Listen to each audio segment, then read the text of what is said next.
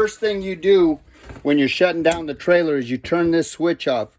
Very important. First thing you do is you turn the switch off before you do anything else.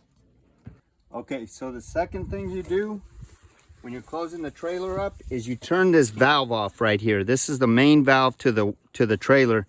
You turn this valve right here on and you leave that on. You let that run. Do not turn it off. That stays on. I mean, open. That stays open. You put this lid back. Okay, the next thing you do is you come over here and you open this, you drain this water heater. You do it with a screwdriver.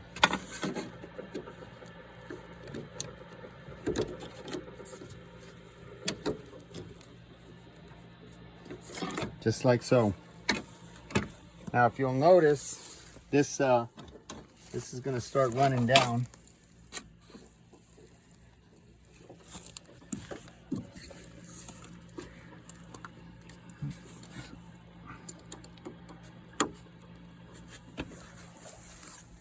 You should see it's starting to drain right now.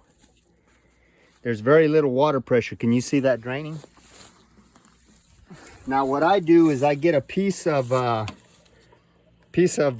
fiberglass and I leave that valve open so that it drains, and then I stick this fiberglass in there so it'll drain, but we won't get critters crawling up in there and making nests and stuff. So that's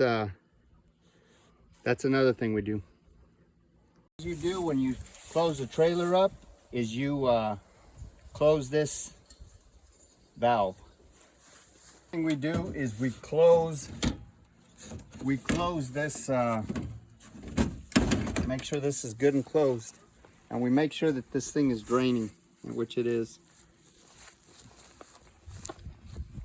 So the next thing we do is we make sure this valve is off, and we turn this valve and make sure that's off. Very important. Okay, coming back in the trailer, the next thing you do is you make ice. Okay, I had some trays in here. I don't know what happened to them. I just turned off the water, so I can't make ice, but we keep ice in here. This way we don't have to run into town. We're not in a, you know, I don't process my deer. I skin, gut, and quarter the deer here, so I need ice so that I don't have to haul ass back into town. Maybe it's at night or whatever, and I don't want to go back into town. So it's important that we make ice and leave it in here. Okay, the other thing is we clean out everything from the refrigerator. We make sure everything's clean in here. All the dishes are clean. We make sure that the coffee pot is clean. I came in this last time. This thing was full of mold. Somebody forgot to clean the coffee pot. It happens, but when I got here this weekend, this thing was just caked in mold. Okay, so the next thing you do is you clear this toilet tank out. You make sure that all of the water is out of this toilet tank, because if it freezes, I came in this last weekend, this toilet tank was full of water. If it freezes, this tank is going to crack, it's going to bust, and we're going to have a problem. Then what you do is you get a little bit of this antifreeze. You pour a little bit of antifreeze in there. You pour a little bit in here. This is to keep that from freezing over. You put some right there. You pour some in here, and then you come into the kitchen.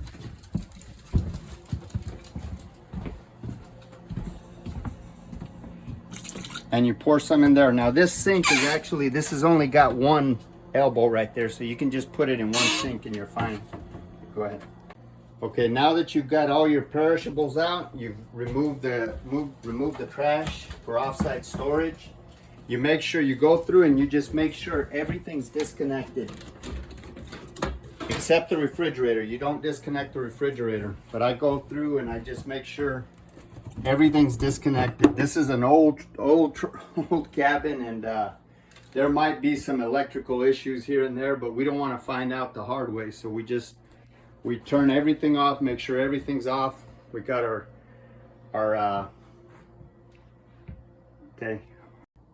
okay, now we've got everything cleaned up, the rugs vacuumed, everything's cleaned up.